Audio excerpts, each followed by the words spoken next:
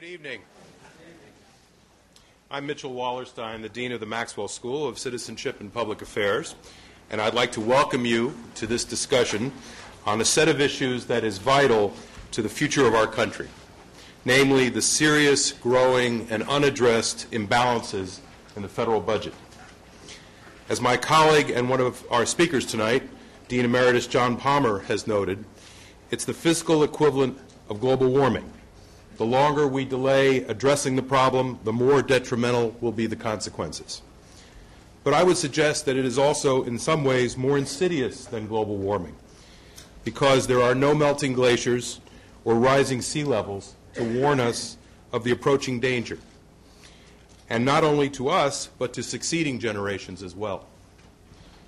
I guess that we might consider that the individuals who have been crisscrossing the country for more than the last year, bringing the Wake Up Tours message to 21 cities as of today, they are the equivalent of the Al Gores of this other, quieter crisis.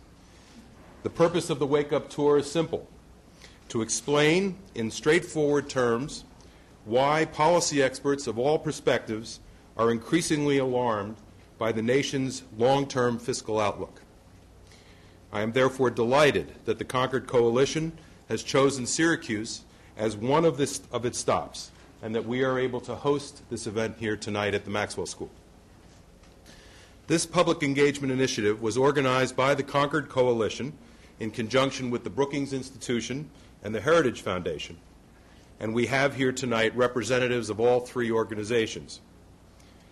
While they may not agree on the ideal mix of spending, taxes, and debt, they do agree that our current fiscal policy is unsustainable, that there are no free lunch solutions, and that the hard choices ahead must be informed by public engagement and understanding.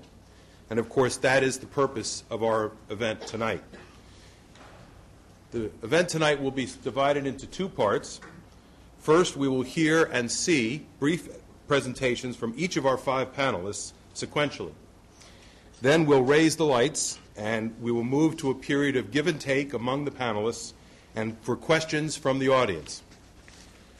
Leading off the presentations will be Robert Bixby, the Executive Director of the Concord Coalition. Bob, welcome to you.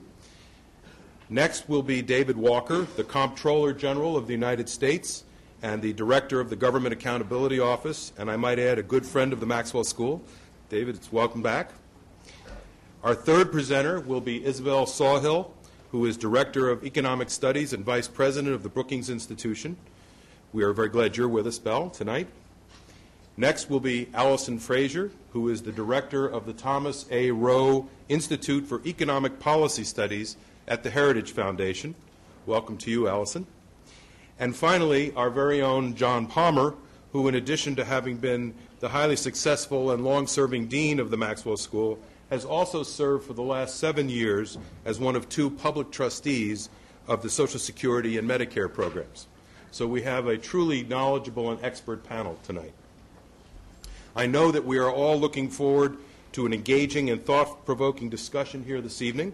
So without further ado, let me call upon Bob Bixby of the Concord Coalition to make the first presentation. Bob, the floor is yours.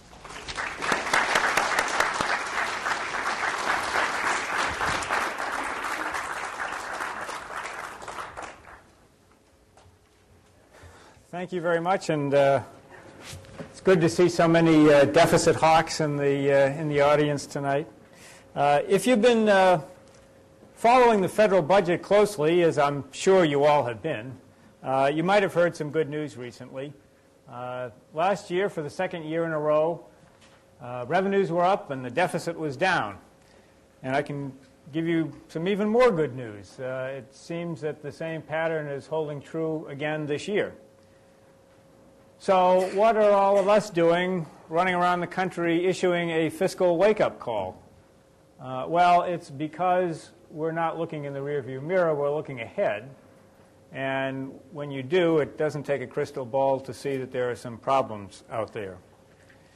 For reasons that we'll discuss, the short-term good news does not represent a fundamental shift in the long-term problems. Before we get into those, though, let's take a look at where the budget is today.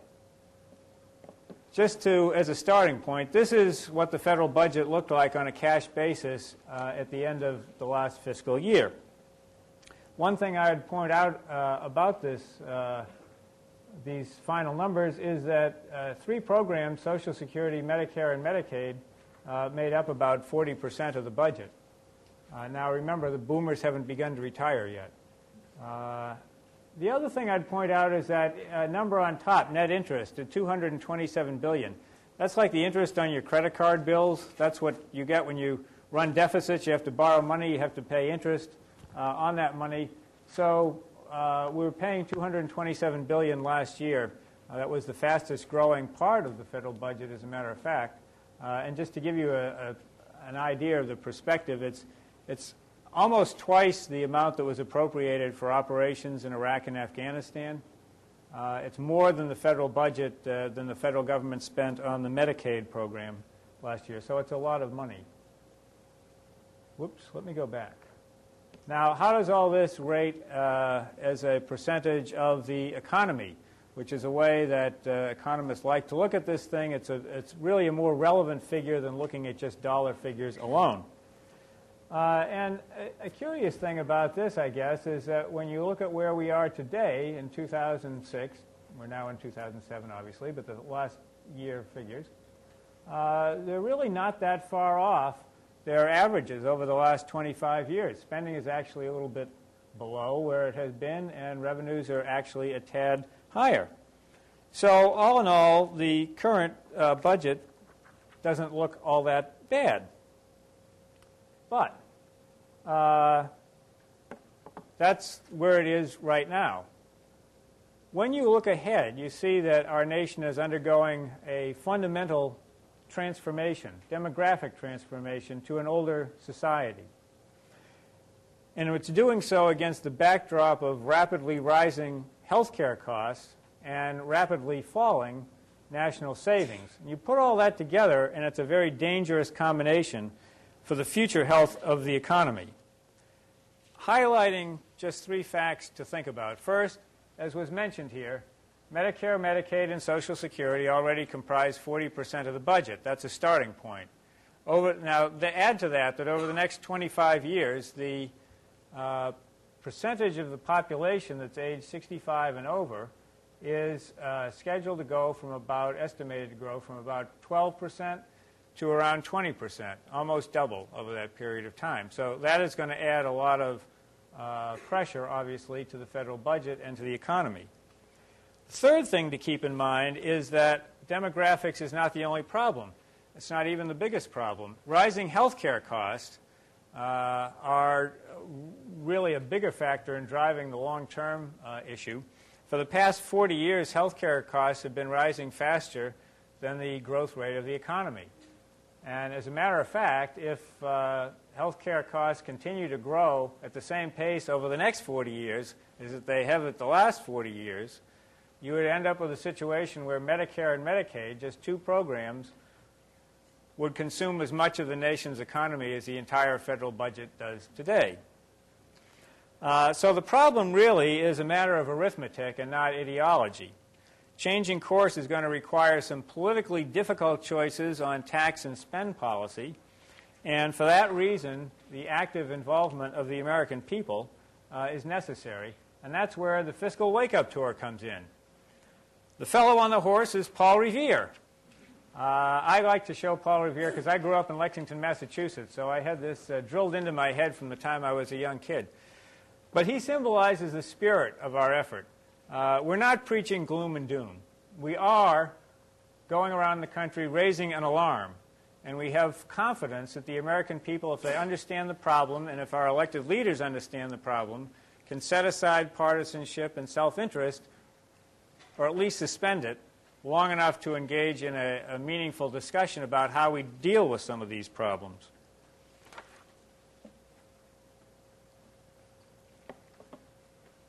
Members of the Fiscal Wake-Up Tour do not always agree on the proper mix of spending, taxes, and debt. As I said, this is not a matter of, we're not all coming from the same page on that, but we do agree on the following key 5 points. One is that current fiscal policy is unsustainable. The second is that there are no quick fixes to this, such as cutting waste, fraud, and abuse, or having such robust economic growth that we'll grow our way out of it. Now, we ought to do those things. We ought to make every effort to cut waste, fraud, and abuse in the federal government, and it's there. And we ought to have pro-growth economic policies. But we can't kid ourselves that such things are going to solve the sort of problems that we're looking at down the road.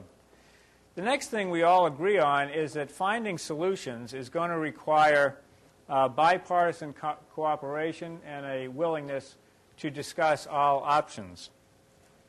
And fourth, we agree that public engagement is vital. That's why we're out here now. But fifth, and most importantly, we agree that this is really fundamentally not about numbers. It's a moral issue. It's really about the legacy that we want to leave to future generations. If we want to leave a prosperous economy, a growing economy with lots of opportunities, then we're going to have to change course here, because an unsustainable fiscal policy would leave unconscionable debts and a stagnant economy for future generations. One of our Concord Coalition co-founders, Paul Tsongas, used to like to say that the bond between parent and child is nature's strongest, and that providing for the well-being of the young is how every generation of Americans undertook their stewardship. And the message of the Fiscal Wake-Up Tour really is that the time for all of us, politicians and the public alike, to act as generational stewards is right now. With that, I will turn things over to our next speaker, who is one of the best generational stewards I know, David Walker, the Comptroller General of the United States, who is an integral part, along with the agency he runs, the Government Accountability Office, an integral part of the Fiscal Wake-Up Tour. David's been on all of the stops, and I think he's a great public servant, and it's my pleasure to introduce David Walker.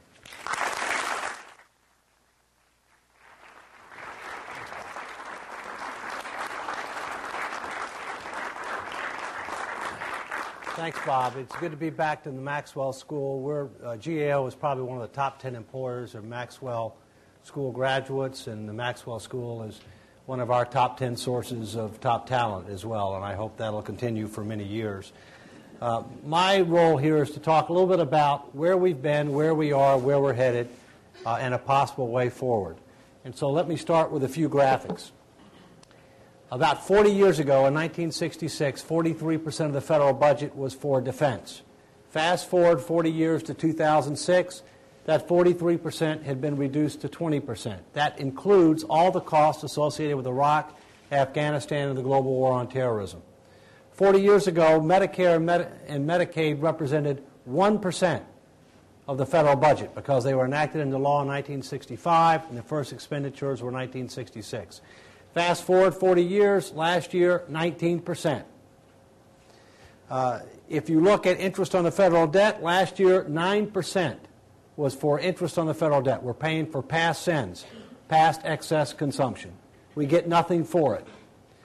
Up from 7% the year before, the fastest growing part of the federal budget. And keep in mind, we're adding debt at or near record rates, and interest rates are relatively low.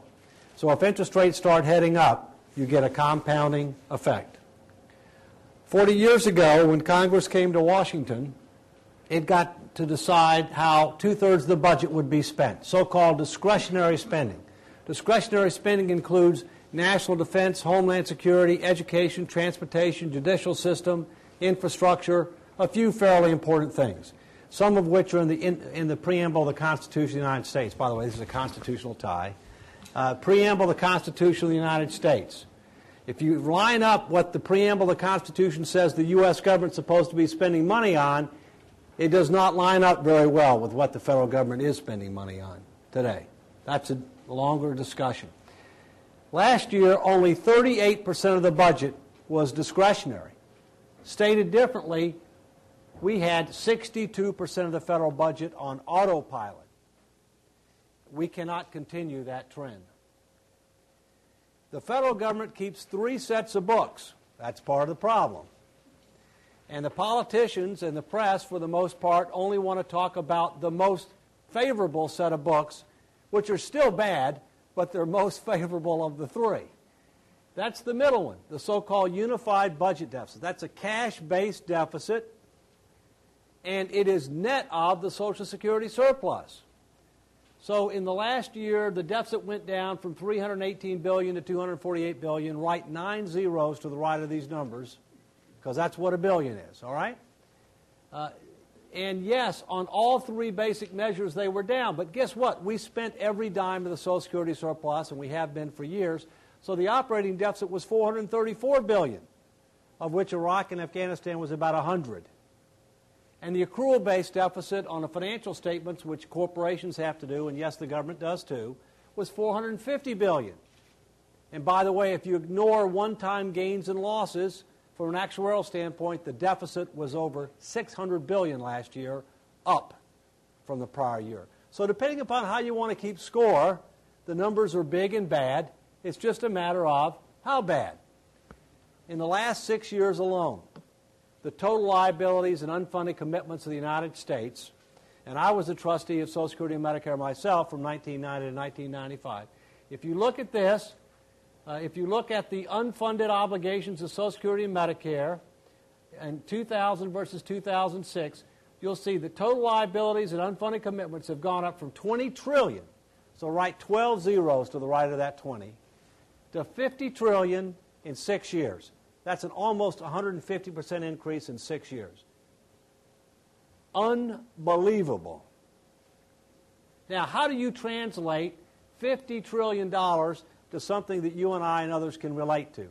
$50 trillion is 95% of the estimated net worth of every American, including Bill Gates, Warren Buffett, and every other billionaire. 95%. And by the way, this $50 trillion is going up $3 to $4 trillion a year on autopilot, and it's going up faster than the net worth of Americans. Faster than the net worth of Americans. $50 trillion is $440,000 per household. Median household income in America is less than $50,000 a year. So what does that mean? That means that the typical American household, if we continue on our present path, has an implicit mortgage of 9.5 times their annual income, but unlike a typical mortgage, no house to back the mortgage. The only asset that people have is their citizenship, which gives them unparalleled opportunity to earn and to maximize their potential, but there are no hard assets backing this number. Now, 6 years ago, this is what the future looked like from a fiscal standpoint.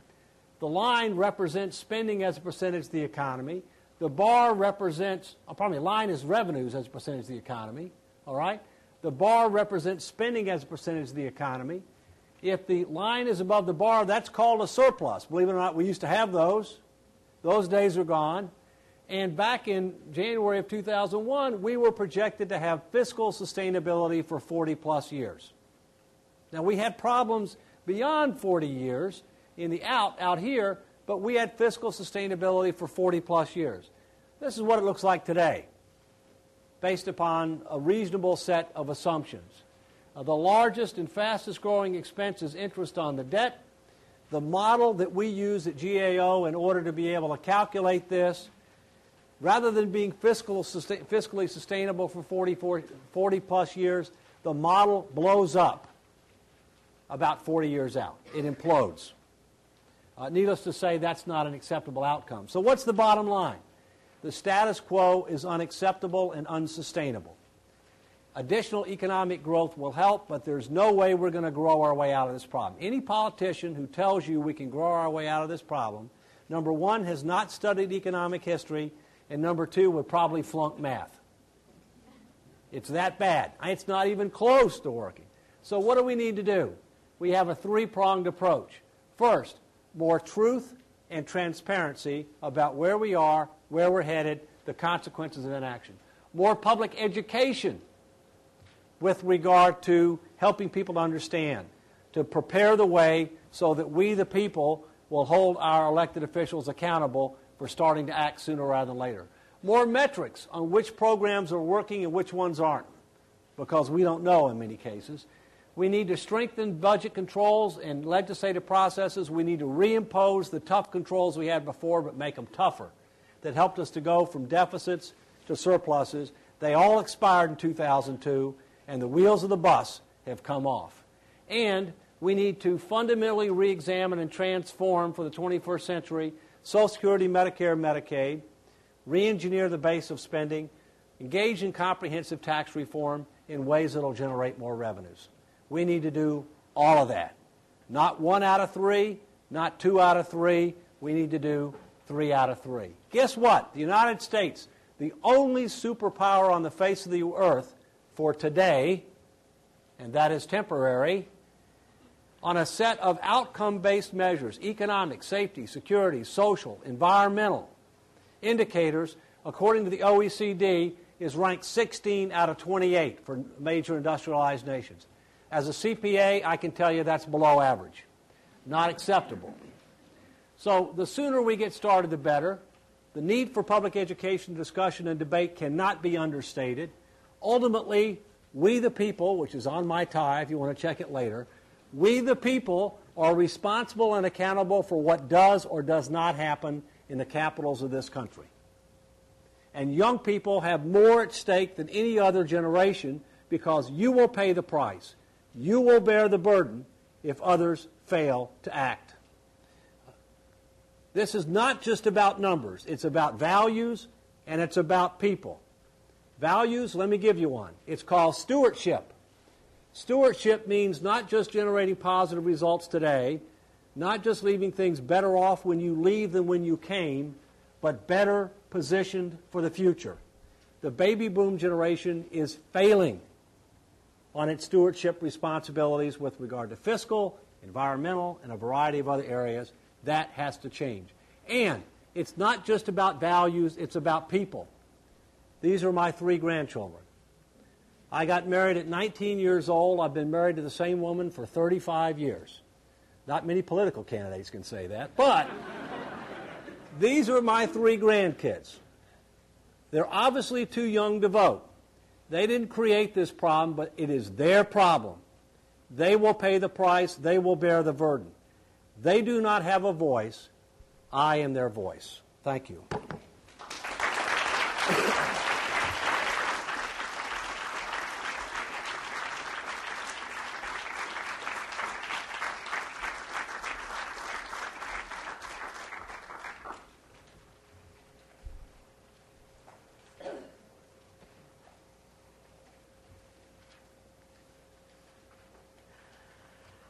I'm going to skip over the first couple of slides here because I think we've given you enough numbers, and I hope that both Bob and Dave have convinced you that there is a problem. So let's assume there's a problem, and let's turn to why we should care. Why do deficits matter? Basically 4 reasons. First of all, we're going into hock to the rest of the world. Basically, we're consuming more than we're producing in this country right now, and we're borrowing the difference from foreigners, especially the Chinese and some other countries with whom we don't have the greatest of relationships. Secondly, this has already been alluded to, interest on the debt is the 5th largest item in the federal budget. It's the fastest growing. When you pay your tax bill, a lot of those taxes is going just to pay the interest on the debt. We don't get anything for it, as Dave said. The average taxpayer is spending $1,400 per year just on interest on the debt.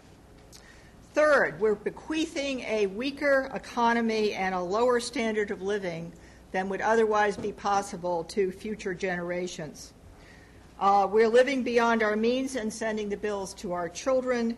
In the last election, the exit polls from the 2006 congressional elections, 2 out of every 3 voters said they didn't believe that the future would be better for their children than it was for them.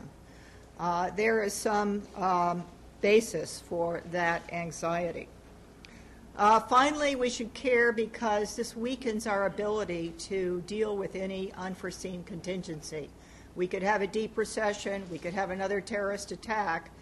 We could have a pandemic flu. Any of these things would require that the federal government step in, and it needs to be stronger than it is right now if we're going to take care of those kinds of contingencies and have any money also to invest in other ways of strengthening the nation, such as better education or better health care for the young.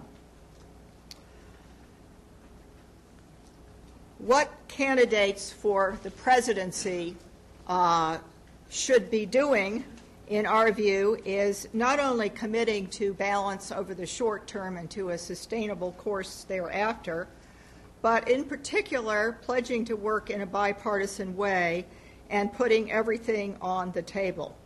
The reason that we have stalemate, political stalemate right now, is first of all because Republicans are saying, we will never raise your taxes. And Democrats are saying, we will never touch your Social Security or your Medicare.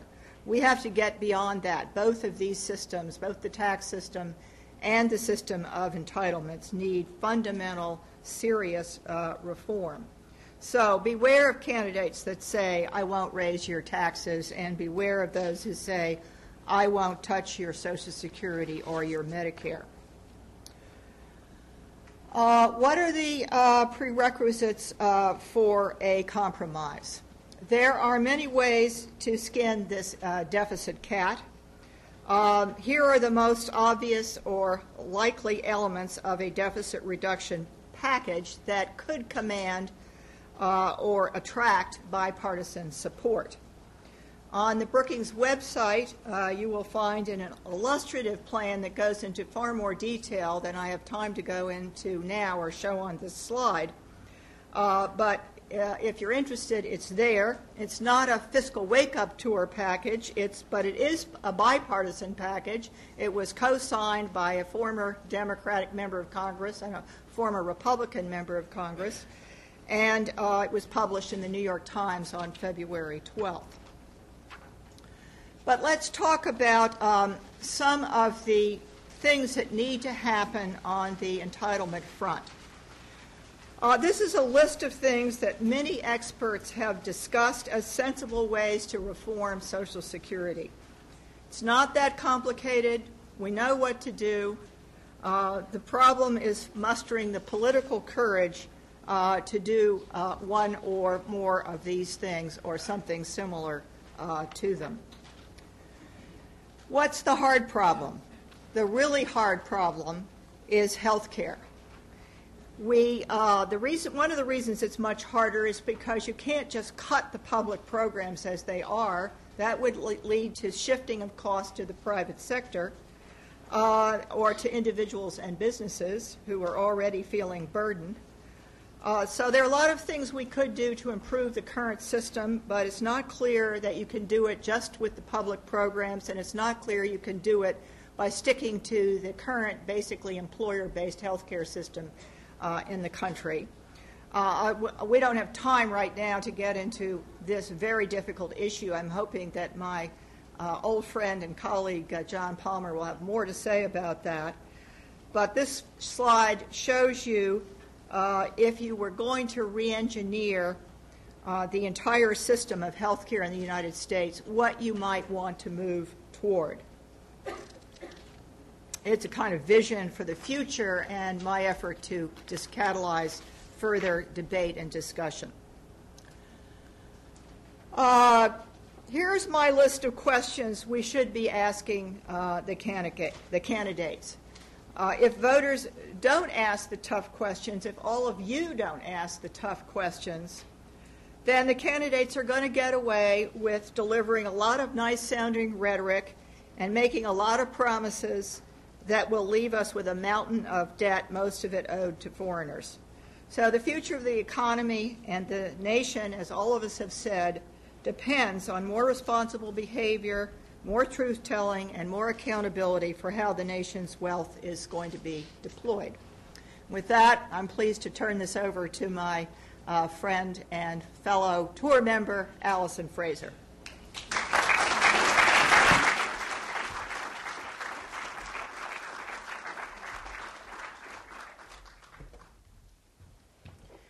Thank you very much, Belle, and it's nice to see all of you here today. What I'm going to do is to illustrate the magnitude of the choices that we face and need to discuss as a nation. And if you look at this chart that I have in front of you, you'll see on the left-hand side history, and in the right-hand side you see our future looking in out the front of the car in the window. So if you look at this line that goes through the center of the chart right here, this represents tax revenues. And obviously it goes up and down here as we look at our historical past. But in the future, the line going forward represents the historical level of taxes, about 18.3% of the economy. And if you look in the past, our spending has been about 20% of the economy. So we've really been a low-tax, low-spending, high-growth nation when you compare us to other countries. But as you can see, in the future, all that is poised to change because of these three programs you've been hearing us talk about, Medicare, Medicaid, and Social Security, which are growing on autopilot and really forcing the budget over the long term by reasonable, nonpartisan expert data forecasts in Washington, D.C. to reach 50% of our economy. That's never happened before. It's certainly never happened on a sustained basis. And if you look out further beyond the year 2050, which is the out years in my chart, the federal spending would just continue to grow unless we really think about how we want these programs to be structured in the future. So the three choices that we face. The first one is to continue along our current path and do nothing. Now, if we do nothing, one of the things that many of us are afraid is going to happen is we're going to borrow more and more, obviously. And you see this top blue line are our interest costs. As we borrow more, there is a high likelihood that interest payments will go up. So let me show you what would happen over the long term if interest rates go up. All right, this is clearly an unsustainable type path. And no one that I know, I'll change it back to something you can actually see. No one that I know, and certainly nobody in Washington, is seriously suggesting doing this kind of thing. But unless we have serious debate, conversations, and ideas being offered up by people in Washington or by candidates who want to come to Washington, this is tacitly the path and the choice that they are recommending. So clearly we've got to have other options. Let's turn first of all to the tax side of the ledger, to the revenue side of the ledger. Now remember that historically we've been at about 18.3% of GDP for our revenues. That's where we are today. We're actually slightly higher than that. But what would happen if the 01 and the 03 tax cuts were allowed to expire? And there's a lot of conversation about that in Washington right now. So if the tax cuts expired, keep your eye on the black line. All right, taxes go up. The chart looks a little better because we don't have as much interest to pay, and that's an important consideration. But also, you see taxes over the long term going up to nearly 24% of GDP. And in the out years, they would continue to go up even higher. This is a level of taxation we have never before seen in this country, and certainly not sustained. Now, what would happen if the tax cuts were actually extended? And there's also discussion of this in Washington today. Look again at the black line. It moves very little over the long term. You see it costing a little bit less than 1 percentage point of GDP to maintain these tax cuts. Now, if we were to solely look at the tax side of the ledger in order to solve this imbalance, and again, nobody I know is seriously proposing such a thing, but just to illustrate the magnitude of what we're looking at, the chart is very attractive because interest sort of goes away and there's no deficits. But look at the numbers. We see the tax burden going from 18% of the economy to 30% of the economy, 2/3 larger than it is today. And you guys, as the young generation, your future leaders here, what is that going to mean to you? What is that going to mean to you and your children, especially when you think about economic opportunities, jobs, wages, entrepreneurial opportunity, attracting capital, and so forth. All right, so that's the tax side of the ledger. Let's turn to the spending side of the ledger. I want to show you some options for reining in spending. They're sort of commonly talked about and discussed alternatives, just to illustrate again how big this problem really is. Now, one of the programs that people like myself, who are conservatives, talk about, and I know that most of you in the audience will probably disagree, we'll look at constitutional functions here. And, excuse me, we look towards eliminating the National Endowment for the Arts, which is not a constitutional function, but it's an entire program. I just eliminated it. All right, did you see the line move at all? Well, it didn't. I'll do it again. All right, eliminated an entire program that probably many of you find very, very valuable, and the line didn't move at all. Let's eliminate now NASA. Excuse me. Oh, the line, you can actually see the line move this time. Foreign aid. Foreign aid is commonly looked at as, we can just solve all these problems if we eliminate foreign aid. Well, we're starting to get a little bit more movement here. I would tell you that these are all cumulative as well. So we're really not going a whole long way towards solving the problem on the spending side. Pork barrel spending, earmarks. You've heard a lot of discussion probably in the last couple years about this kind of spending. I think that it is very bad. It represents how the legislative process can become corrupted, and in fact has been corrupted, even though there are good people in Washington who want to do the right thing. If we eliminate all pork barrel spending from across the federal budget, it doesn't solve the problem. All right? So we really need to be talking about big, big ideas here. So hypothetically, what would happen if tomorrow we eliminated the entire Department of Defense, something that I don't think is a wise path, but let's look at what that would be or what that would do. All right? It does not solve this problem because these three programs are so huge and projected to grow by such a large amount. They really are a spending tsunami. So let me start over and show you what sort of the dialogue and discussion going on in Washington is. When it comes to the budget, the first thing that happens is the president delivers a budget proposal to the Congress. And in the president's budget, don't worry if you don't keep track of all of the things that are going on. One of the most important features of the president's budget is that he did actually make some very bold proposals to tackle these three programs. And he started with Medicare, and he made some recommendations that higher income Americans shoulder a larger portion of the cost than they already are. And he also dealt with reining in some of the costs of the program itself. And look at what kind of effect his proposals have on this.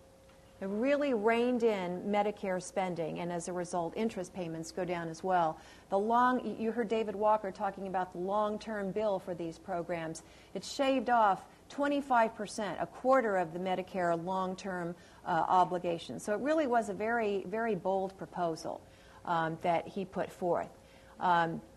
Now, we've had some budget resolutions being offered, or budget blueprints being offered by the House and the Senate. And let me show you what those would look like. In particular, I'll talk about the House budget resolution. Even though it says Senate there, it really is the House. And keep your eye on the black line here. All right? You saw spending go down, but you also saw taxes going up, and you saw very little movement. You saw no movement whatsoever in these three programs, Medicaid, Medicare, and Social Security. They're really going to be affecting your future. So I want to just leave you with the thought that we need to be thinking really big. We need to be thinking outside the box. And we can't be thinking about anything unless we also really fundamentally have a conversation about what we want these three programs to look like and how you want them to work for you when you get to be a little bit older. So as students, you all are getting ready to graduate soon. You are going to be starting your career. At some point you'll be starting a family. You'll be looking to buy a house. And you will be doing this at the very start of the spending tidal wave that's coming our way. And not only that, this tidal wave is going to hit you when you are in the prime of your working years. It's going to hit full strength, rather, when you're in the prime of your working years. And I would say to you, as the future leaders of this country, that that's not right.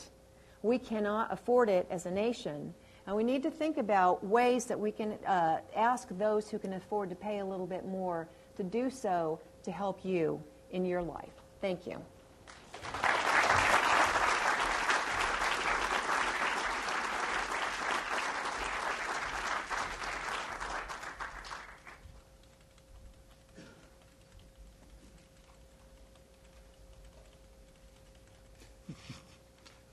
very good. Yes. Now you're going to be quizzed. Feels good to be back up here. It's been a while. As I've heard some speakers say in equally appropriate situations, everything's been said, but not everybody's said it. I didn't have the opportunity to know what all the other presenters were going to be saying because I'm not part of the tour. So there's a bit of overlap between what they said and what I said I'm going to present, but that's probably all to the well, and I'm even going to go back and give you some numbers again. I just want to make 4 points, all of which you've heard to some degree or another. First is that the major entitlement programs are a large part of the problem, and so they have to be a large part of the solution by somehow putting them on a more sustainable fiscal basis through whatever combination of spending restraint or increases in dedicated revenues for those programs we eventually decide upon. Secondly, that moderating the overall growth of health care costs per capita is key to moderating the growth in federal spending. Not just the growth in these programs that are such a big part of it, Medicare and Medicaid, but economy-wide, because those programs can't get too far out of line with what they're providing to beneficiaries relative to what we do economy-wide. Thirdly, despite the need to exercise restraint in these programs, there are real concerns that have to be thought about with respect to the current recipient population and people who are going to be highly dependent on them in the future. And most elderly, in fact, are highly dependent on the programs and of relatively modest means. And lastly, this does, of course, mean there's some very hard choices to be made, and the sooner we go about starting to make them, the easier it will be to address this problem. This just puts into a slightly different form what you've been hearing from all the other speakers. What it does, I think, is make a little more evident that Social Security is a small part of the problem. The bigger part of the problem is the health care programs, Medicare and Medicaid, and particularly Medicare. And were Medicare and Medicaid to only increase with population aging the way Social Security does, they'd have a profile that looked more like this. But it's the fact that per capita health care costs are growing so rapidly on top of population aging that gives you that kind of an outcome. Now, the problem internal to the programs is not only that they're growing that large, but the dedicated sources of revenues for them tend to grow more or less in line with the economy. So that for Social Security and for the hospital insurance portion of Medicare, where you're now seeing it measured in relationship to taxable payroll because they're financed primarily by payroll taxes, you see that we're currently running those surpluses that David Walker talked about in Social Security. The spending line is below the revenue line, but that changes in the not-too-distant future, and we're going to be running annual deficits. The reserves in the trust fund will cover those deficits, but those reserves are just IOUs to the Treasury, and they have to come up with the funds to redeem those bonds, and that requires more borrowing or tax increases or whatever to cover it. So, in fact, the budget problem starts in here, even though the Social Security problem doesn't hit you till here. In the case of Medicare, we're already in a situation of annual deficits, and they just grow to an enormous level over time. At the point where the trust fund reserves are exhausted, there's not actually the authority to stay on this line. Congress would be forced to move down to here, but that won't happen. One way or another, it'll be dealt with through bringing those lines together. Now, the other part of Medicare, the supplemental insurance component of the program that pays for outpatient services and for the new drug benefit, is never in deficit. The trust funds never run out of reserves. Why? Well, because the financing for them is automatic. It's 25% is paid by beneficiaries, so that premium just keeps going up at whatever rate costs go up. And the other 75% is just transfers of revenues from the general ledger of the books into that trust fund. General revenue transfers have to be paid somehow by tax increases or more borrowing. So it just means that the SMI program's not going bankrupt, but it's draining the rest of the federal budget as it goes up. So that when you look at the Medicare program as a whole, you get this picture. That top line is the same line you saw before for the whole program. Payroll tax is relatively stable as a percentage of GDP. Premiums do go up because they have to go up in line with 25% of program costs. This is what's happening to the general revenue transfers that have to be provided to the SMI trust fund. And then there's the deficit that you saw earlier in HI that has to be dealt with too. So it's a big problem there too, and you can see its components. Now, Bell referred to the issues in the health care sector, and all of our speakers have emphasized, as I am, the extent to which health care costs are a big part of the problem. What this just shows you is the rate of growth of health care costs per capita, economy-wide now, not in these programs only, but economy-wide. What it means, if it historically has been economy-wide 2.5% per year grown faster than incomes, then the economy has grown. And if that continues, then this is the path that Medicare and Medicaid outlays would be on. The path that's in all of our graphs that you've been seeing in figures is actually this path. It assumes some considerable slowdown relative to past history. If, in fact, there were no difference in those growth paths, you'd be down here with a profile like Social Security. Why do health care costs per capita grow so much faster than the economy? Why have they? Because of the continuous improvements that we've made in new technologies and the more intensive use of those technologies over time. They're valuable, they're important, we love them. Most of us don't pay for them directly ourselves. They're paid for by insurance in one form or another. And we're going to have to make some hard decisions in the future about the extent to which we want to continue to enjoy those continued improvements in technology and more intensive use of them or not. Because even if we slow down the growth of their utilization and adoption, we're on the line that you've been hearing about, and it still is a big problem for us. So that's going to have to be dealt with, and you can't deal with it just within the public programs in isolation. It's a system-wide problem. There are things you can do to restrain Medicare and Medicaid, but the total amount you can do it is going to be ultimately constrained by how successful we are at dealing with more economy-wide. I mentioned that a lot of the aged are of relatively modest means, and you've heard a couple of our speakers emphasize the fact that we may have to ask people who are better off to shoulder more of the burden, raising premiums more, means testing the programs, otherwise restraining them in ways that will require the aged to not be as generous recipients as they are in the present. But in doing so, we have to keep in mind that there are real constraints on what might be possible there or what might be desirable. And here I'm just pointing out that on average, Social Security is about 40% of the income of aged households. It would seem not too difficult then maybe as we move forward in the future to depend a bit less on it and to try to ask people to depend more on some of the other sources. But we also have to keep in mind that that's an average, and the distribution around that average is quite dramatically skewed. And in fact, 100%, 20% of Social Security recipients, aged households, depend on Social Security entirely for their income. 90% or more of the income it is for a third, and for a majority of households, for two-thirds of them, it comprises 50% or more of their income. So there's not a lot that can be squeezed out without doing harm financially and retirement security-wise to a lot of aged of relatively modest means. And this problem is even more compounded when you consider what's happening with health care costs and out-of-pocket costs and rising premium costs in Medicare.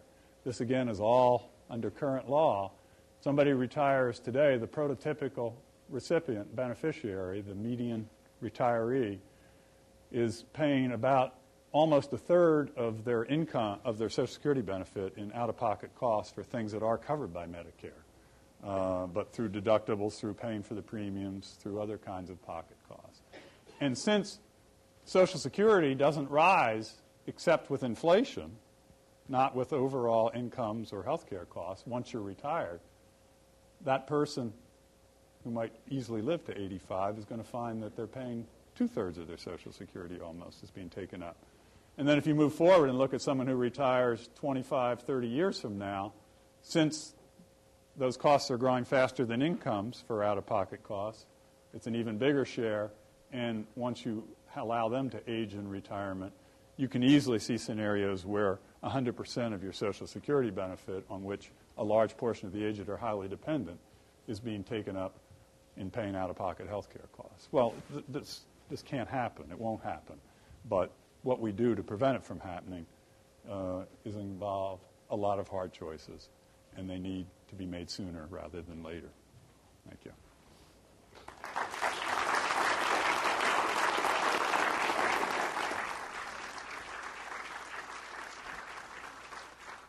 Generous amount of time, as Dean Wallerstein said, to have interaction with the audience. The people who've been doing this tour enjoy the give and take. They really want to answer your questions. They want to learn more from you about how they can better educate and present these kinds of issues.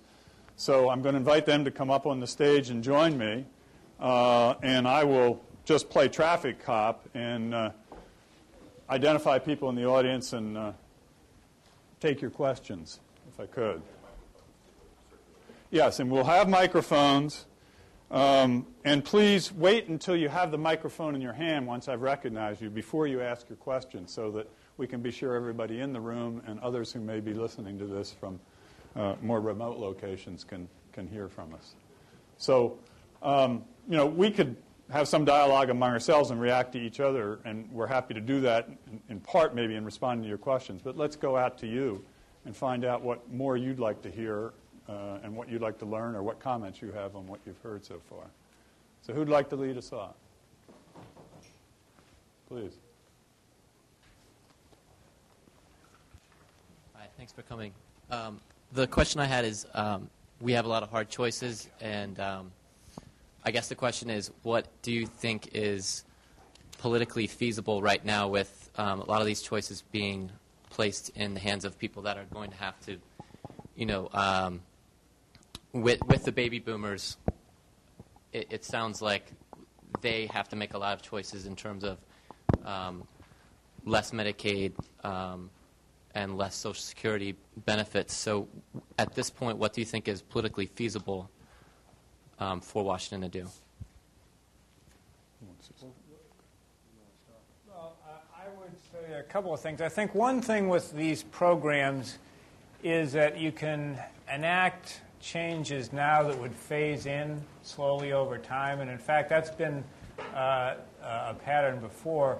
There was a Social Security reform plan in 1983 that was passed that did things like raise the normal retirement age, phased in an income hike in the payroll tax.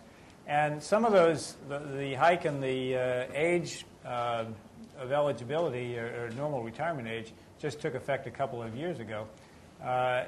So you can put things in place now that will have big effects but won't be sudden.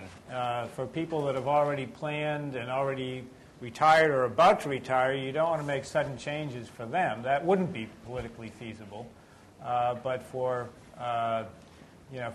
phasing in for a long period of time, you can. I think another thing that might be politically feasible is the idea of better targeting these types of benefits based on income or need. You don't want to turn them into welfare programs. Social Security and Medicare have a tradition of being social insurance programs, but we can do a better job of targeting the benefits. And if you have an unsustainable situation and you know you have to cut back somewhere, I think it is politically saleable to say we should start cutting it back for people who need it the least. So those are two ideas.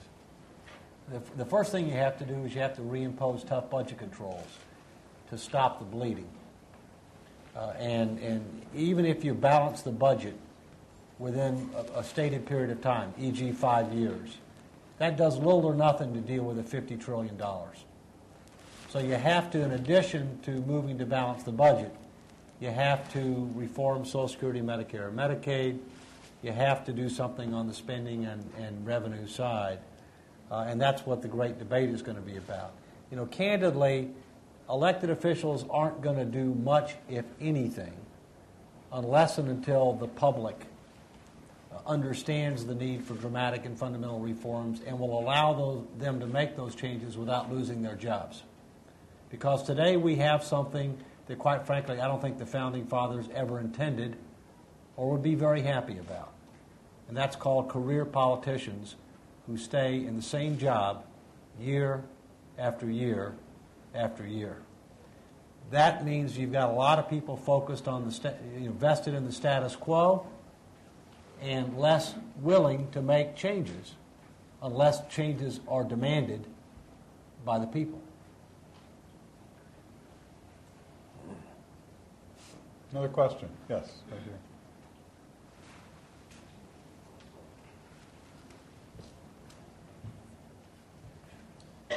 Dr. Sawhill mentioned mustering political will, and we've seen how quickly interest groups can mobilize to protect programs and ideas that they have a vested interest in. How can we enact these reforms and sort of minimize their effect on reducing the debate without infringing on civil liberties of those groups and the people they represent? I don't know why it would infringe upon their civil liberties if we live in a democracy and our elected representatives decide to just say no. I mean, that's going on right now. It is. I'll give you an example. Allison talked a little bit about the budget resolution that has been going through the Congress over the last week or two. And the Democrats in both the House and the Senate have put in place rules that require that any increase in entitlement spending be paid for and any reduction in taxes be paid for. There are all kinds of groups, interest groups out there clamoring to get new spending into the budget because the Democrats now have the Congress and they think this is an opportunity, having been out of power for 12 years, to make up for lost time. And they're being told right now that there will be no exceptions. And if anybody makes an exception and says, oh, yes, well, we have to make an exception from the pay-go rule for farm programs, or we have to make an exception for some other group that has a lot of political power, then the whole thing will unravel. And that could still happen. Many of us are worried about that. But right now, there is at least an effort to establish rules that say, no more spending and no more tax cuts, no more digging the hole deeper, to use Dave's phrase, unless you can find a way to fill it up at the same time.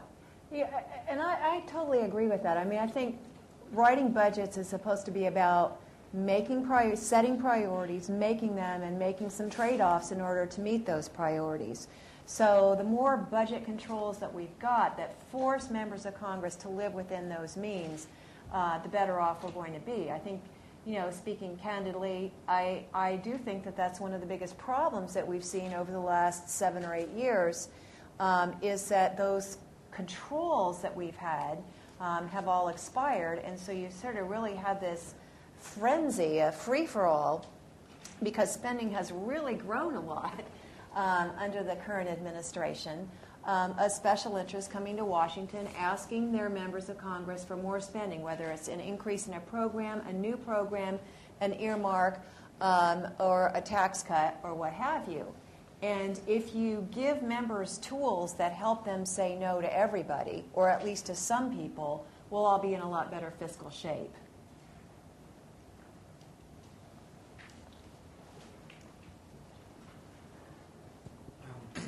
On a similar political note, in terms of the 2008 elections, you think you have enough time to really make this a hot-button issue for the candidates? And not so much for the candidates, but even just for the population.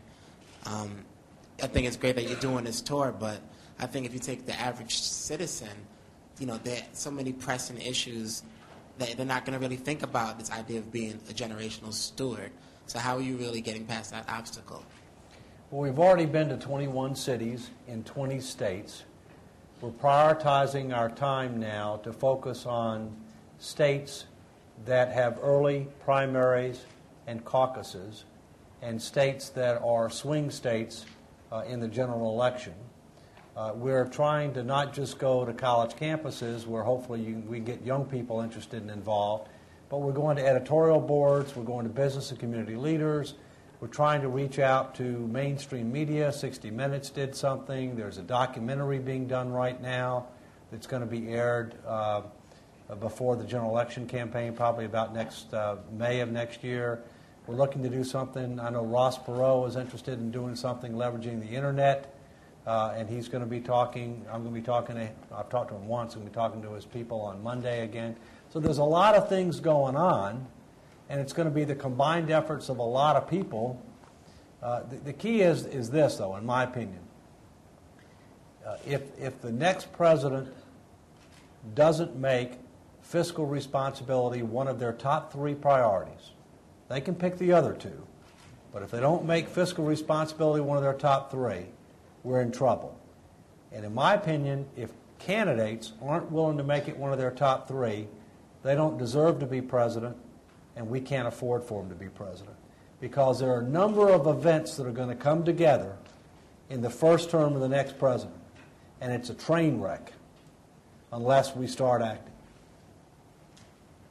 Yeah, I think that's right. I mean, if you think about, Dave mentioned a number of events coming together, but the first baby boomer retires in 2008, or qualifies for a Social Security check. That's before they cast votes in Iowa and New Hampshire, and they'll qualify for Medicare within the next presidential term in 2011. The tax cuts that we've talked about are all set to expire in 2010. There are some other tax issues out there that are going to come to a head pretty soon with something called the alternative minimum tax. But the key is that in the next presidential term, no matter who's elected, you get this convergence of events that's going to force them to deal at some level with this issue. It's going to be presented to them. And what we're trying to do is make sure that it's, as Dave said, on the agenda. We understand that there are much bigger issues.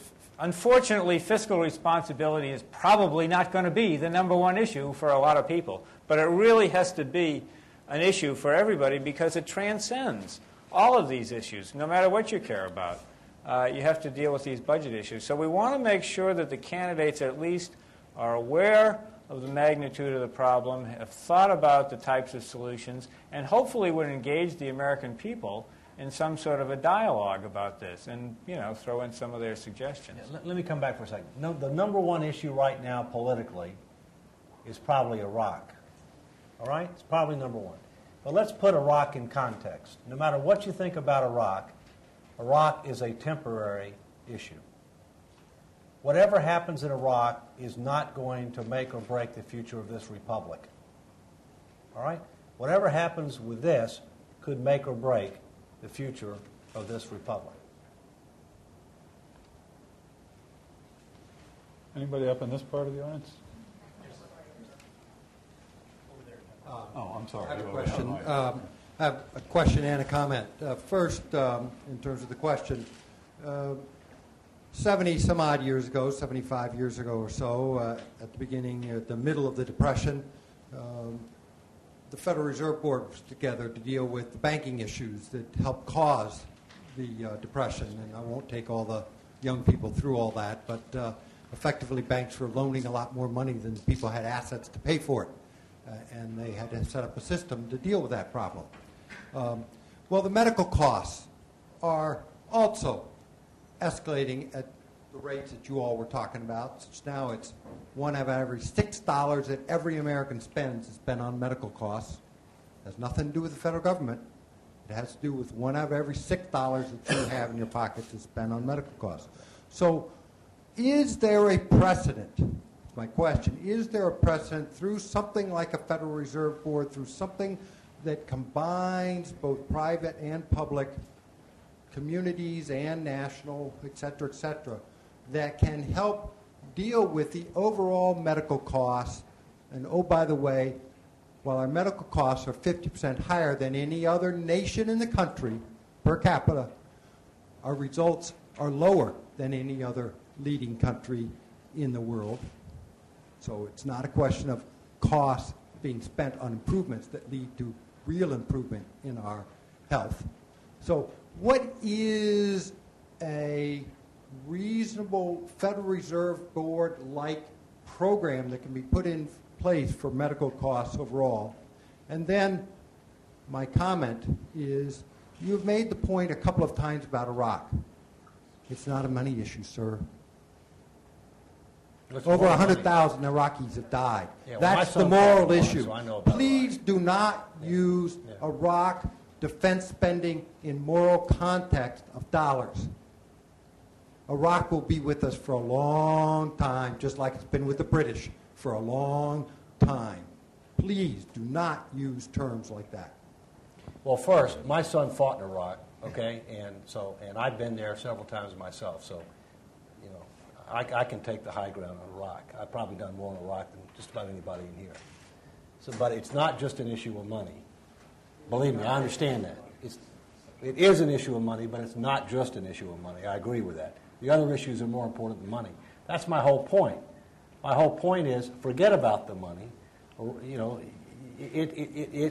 but yet people are preoccupied right now with Iraq for a lot of reasons. You know, the answer to your question is I think there are two things that are going to have to get done eventually, two of a four-step approach on health care. One of which involves having a global budget on how much the federal government is going to spend on health care. And number two, coming up with a set of national practice standards that will end up helping to improve quality, consistency, outcomes, and reduce litigation in there. And maybe there's a possibility to do something along the lines. I mean, we're going to have to figure out a way to get that done, but it's going to have to get done. And whether that's a Federal Reserve model or public-private partnership or whatever, we got to figure out how to get it done. Well, another part of that, I mean, you talk about 1 out of every $6 that people spend is on health care, but the problem is that we as individuals are not doing that spending. It's the government that's doing the spending. It's our health insurance programs that are doing the spending. And in many cases, it's the hospitals that are doing the spending for folks who don't have the ability to pay. But I think one of the things we really need to think about is how we change some of those incentives, because we have a growing demand to consume health care. We want lots of it. We like the services. We like the technology. We like the new medications. We want to use it. We don't really want to pay for it. Other people are paying for it. So we have a lot of incentives to use a whole lot of it. And we need to think of ways that we can change that. Let me come in for a bit on the health care issue as well. You pointed out correctly that other countries spend much less per capita than the U.S. does and do not get better outcomes. And if we created various efficiencies, which we could all talk about in the healthcare system, everything from electronic medical records to more evidence-based medicine to more paying for performance instead of just services, we could make a lot of progress in maybe reducing the level of spending. But the rate of growth would probably stay about where it is. And in fact, if you look at other advanced countries, their rate of growth of healthcare per capita isn't very different than ours. And it goes back to what John Palmer said earlier, which is it's driven by medical advances, which everybody can benefit from and wants. So these are extraordinarily difficult choices. And we may end up spending more than 16% of our economy on health care just because as we get wealthier, this may be something that we value a great deal. Well, we're going to spend a lot more than 16%. The question is, where are we going to level off at some point? Whereas the mic is migrating, so I have to follow it. You have it, right? First of all, I want to point out how important it is that we've got both the Heritage Foundation and the Brookings Institution up there, and I think that's really important to see the nonpartisan nature of this group, and I really applaud it. I also applaud Mr. Walker's level of intensity. I think it's really important. Just a quick comment for the young people in this room, which represent about 90% of the group in this room, and I think it's important. I'm old enough to remember previous presidential elections. I can remember people, Paul Tsongas was mentioned earlier. Probably many of you don't know who he was. And John Anderson in an earlier generation. And the reason I bring those two people up is because My memory of those two people is they had important things to say about this very issue. Maybe not at the same level of intensity that we're talking about right now, and maybe not the same specifics regarding the health care, but they were both important issues to those people.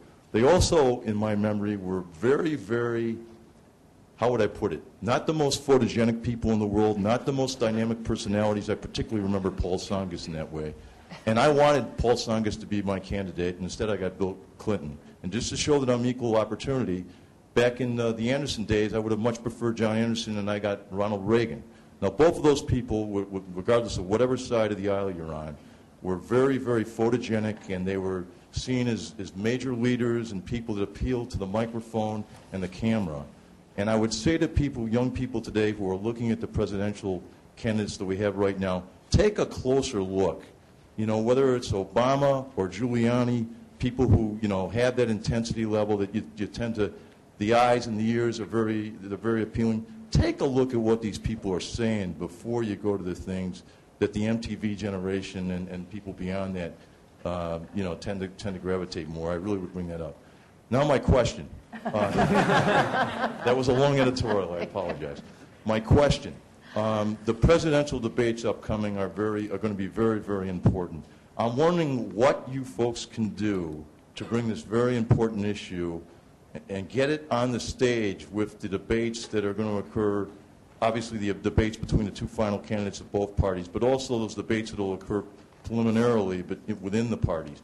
Is there anything you can do, whether it's going after editorial boards, to get you guys up there on the stage, to point out that you're nonpartisan, and just to get the coverage that we need of this issue up there with Iraq and global warming and immigration and all the very other important issues that are there, but I think yours is got to be right up there. What can you do to get yourselves immersed in that process, if anything? Well, I think that by going to the presidential primary states, as we are doing, we've been meeting with the editorial boards in Manchester, New Hampshire, and Concord, and Des Moines. That whole process is geared to get the issue on the agenda so that they would have to deal with it when those folks moderate the debates that will go on in those states. I mean, on the WMUR in Manchester always does a big presidential debate, and if you can get it on the agenda, or at least on the radar screen of the media people that will be involved in there, we hope that will be something that the presidential candidates will have to address. Now, when you get to the fall of 2008, there will be moderators picked, and people are always trying to suggest questions to them. We certainly did last time. I'm speaking for the Concord Coalition. Contacted them and sent them information and things like that. Don't think we were very successful, frankly, in the questions that were asked. On the other hand, in 1996, I know we took out a full-page ad in the San Diego Tribune before a presidential debate there between Bill Clinton and Bob Dole, and suggested 5 questions for the candidates, and darned if 4 of them weren't asked. That was one where the public was invited to ask questions. It was, one of those. It wasn't one of the TV anchormen, and the public read the questions in the paper. So we are preparing a list of questions that we think candidates should be asked, and by getting those in the hands of media and the people in the states that will be making these early primary decisions, that's one way that we can hope to make an impact there.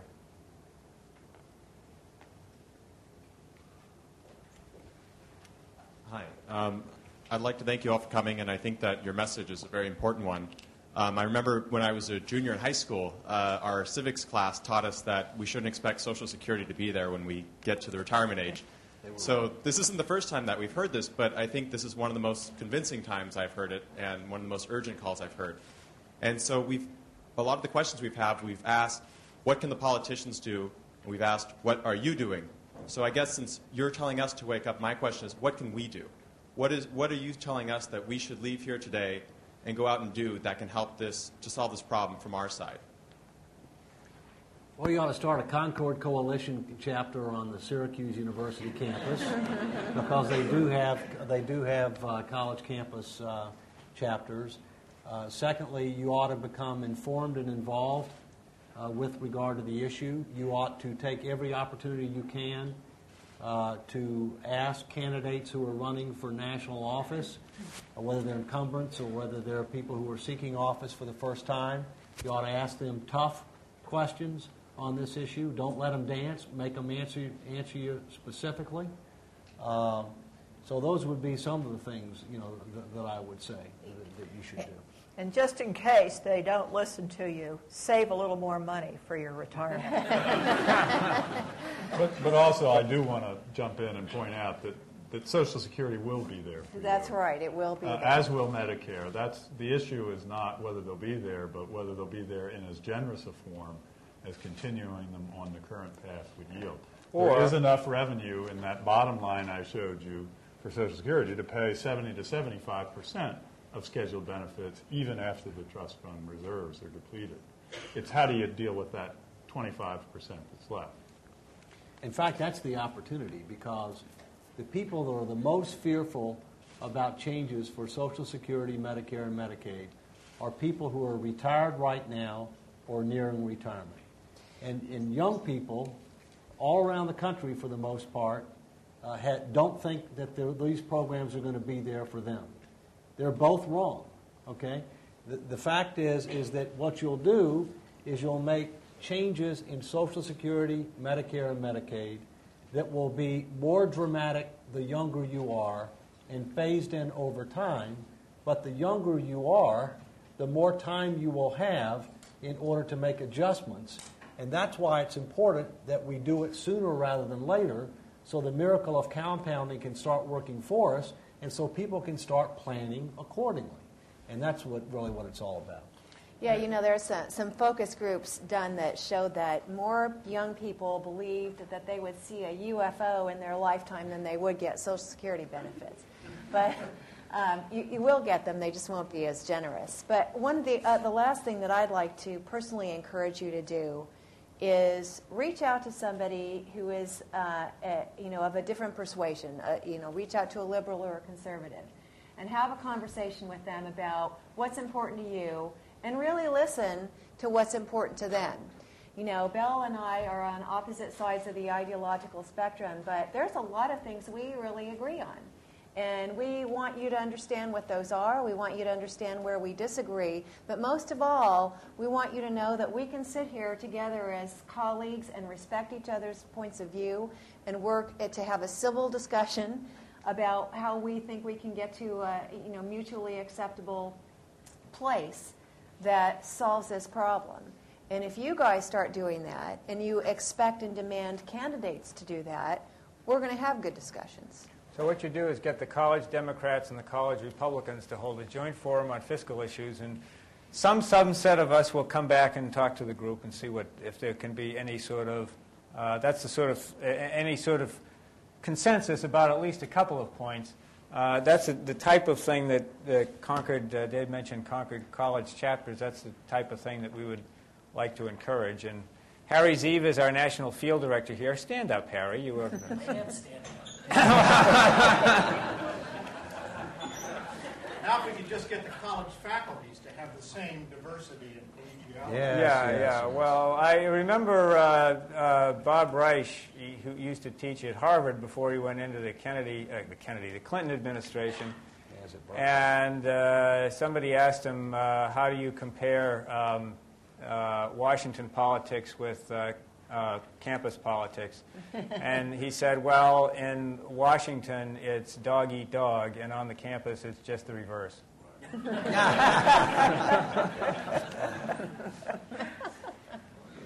This is about Otherwise. This is about timing too. You guys all want to get things done quickly. So do I. Now, for the political junkies in this room, they love reading about fall 2008. Well, see the big guy next to you, Dave? He's like me. He's a college basketball junkie. Our season ended 2 nights ago. We're going to have 2 more full seasons before anybody who's elected in 2008 can do anything. Can't we do anything in the next 2 years beyond talk about the next election to make some progress on this issue? I mean, there should be something we can do before 2009? We can do budget controls, all right, which there's a hope. There's some talk about the possibility of either through a commission or otherwise through bipartisan action doing comprehensive Social Security reform, round one of tax reform, and round one of health care reform. However, I don't think it's likely because President Bush has very little political capital and because there's a certain number of people, and I don't know how many they are, but there's a certain number of people that don't want this president to have a victory. All right? And so therefore I think it's not likely, other than possibly budget controls, that we'll see a significant breakthrough in the next 2 years. We can hope for it, we can try for it, but we shouldn't stop because it's essential that we see a breakthrough within the next 4. I would agree with that in general. I think one of the things we need to be careful, though, is not to say we can wait for 5 years before we begin this process of reform.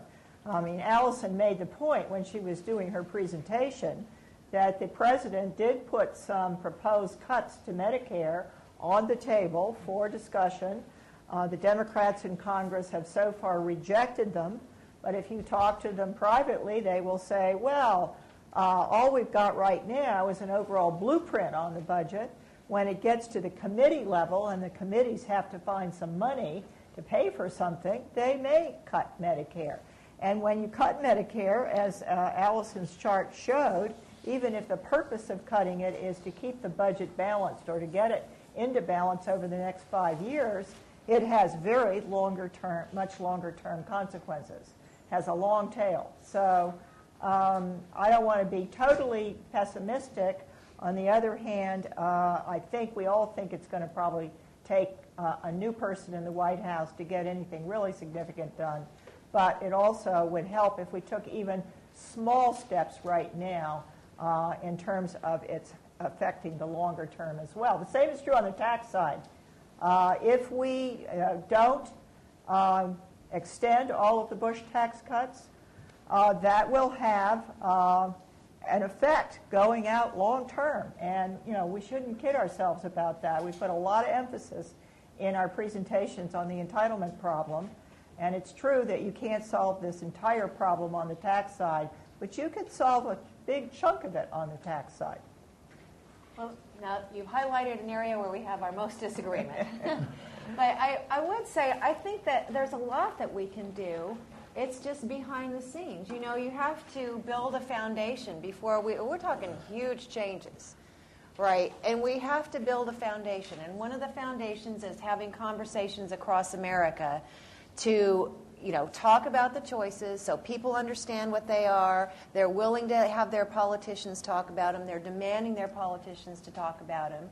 And then the other thing that we can do, and we are doing, I mean, Bella and I at my group, and Bob is a part of this, we're working with members of Congress. Some of it is behind closed doors because they know that Americans are not all ready to have these kinds of discussions, but members of Congress are having them. They're talking about these ideas.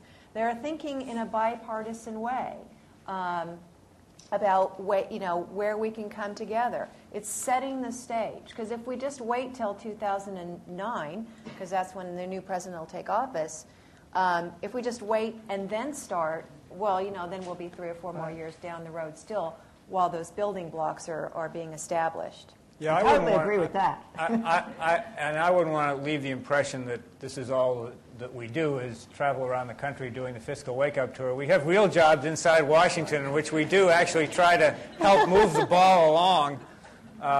Dave is up on the Hill. I think he's testifying tomorrow, or they're giving a speech anyway. Dave is testifying. All of us have been up to Congress to testify, sometimes with each other on the same panel and sometimes separately. And we have meetings, private meetings, public forums with members of Congress. So we're plugged in that regard. But let me also say that there is some element of hope there. I mean, folks, one of the hopes here of the Fiscal Wake-Up Tour is that by coming out into the country, it has a boomerang effect back in Washington. I mean, that's the idea that Paul Songas used to say, if you want to go up and change the wind direction, you don't go up on the roof and say to the weather vane, hey, why don't you switch gears here? You've got to change the wind direction. So the idea of coming out and outside of the Beltway is to help with grassroots awareness of this issue to help change the wind direction in Washington. And there are people, in the House and the Senate, in the White House, that are certainly aware of what we're doing and are, kind of curious about this effort. And they ask us about it, and they say, well, how's it going? I mean, you talked about this thing, this sort of stuff on. And what are they saying out there? Yeah, I know. And they want to know. Yeah, what you all were saying. They're in a cocoon. So in some ways, we're like a marriage counselor. I mean, you got the public doesn't trust the politicians, and the politicians are scared to death to talk to the public about these things. So you have these, meaningless discussions when politicians go out and do their town hall meetings. And we're trying to make it safe to have a rational conversation about this. And in fact, we seek to maximize turnout at town hall meetings, and most politicians, if they're honest with you, seek to minimize turnout at town hall meetings. We're very fortunate to have someone like David, who is in Washington and in the role he is, and has taken up this call. And one of the things that's a real advantage is you were talking about, you don't know whether he's testifying tomorrow or giving a speech. Well, there's rarely a distinction between those two things. I'm doing so. So Congress gets subjected to some very good speeches while David's testifying. I've sat behind him and observed it. Where's the mic? Hi, thank you.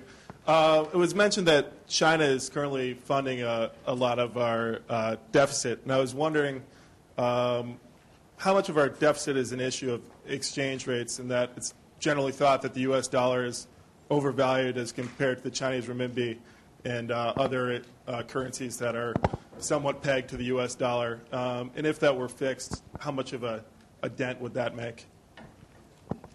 It would certainly help the current account deficit, but I'm not sure it would have much effect on the the deficit that we're talking about.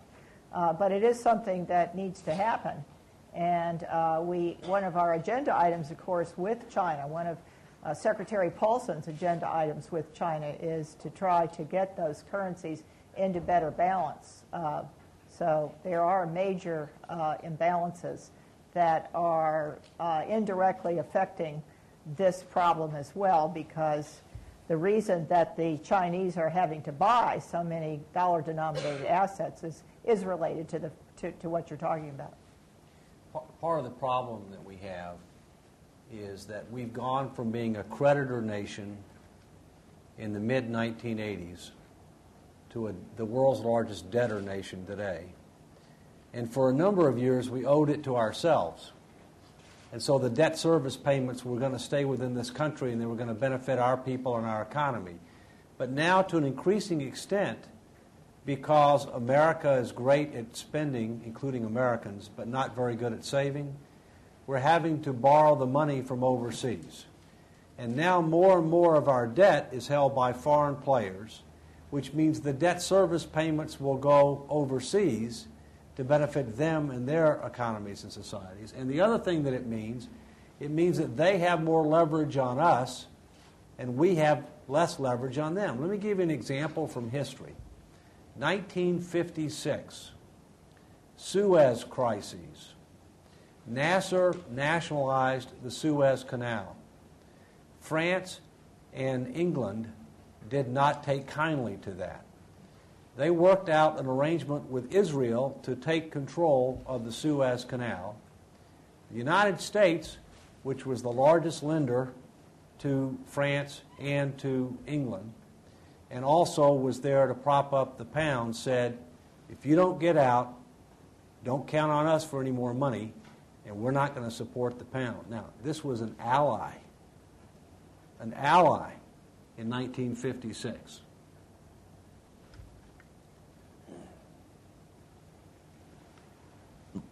Thank you all for coming again. This has been a very illuminating discussion. My question for you guys is, with an election coming up, I think it would be safe to say we're going to hear a bit more about this specter of a universal health care system. And I'm curious to hear your reactions or responses to what the implementation of a universal health care system would do to this problem. The first question you have to ask is what Concord would ask. How are you going to pay for it? All right?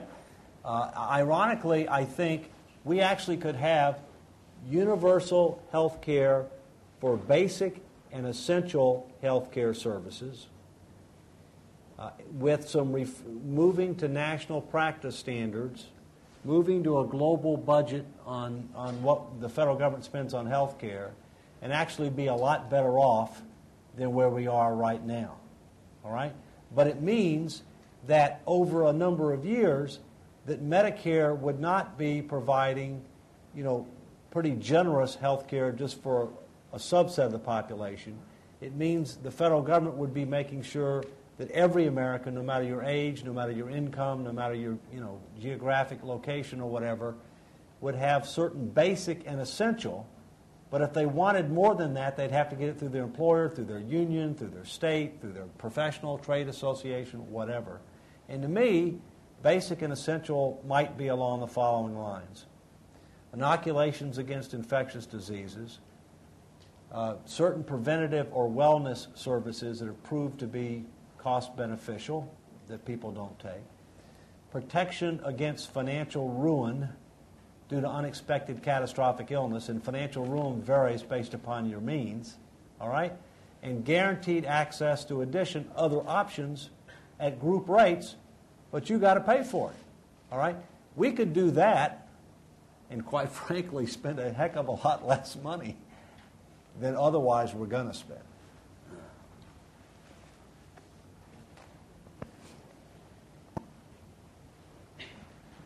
I was hoping to draw out the debate a little bit more on, I think everybody's in agreement that either benefits need to be cut or taxes need to be raised, but nobody's actually talking about how much of either, and I know that the different ideological perspectives probably differ, but so I was hoping to draw that out a little bit and also get an understanding of perhaps where the Concord Coalition stands on that.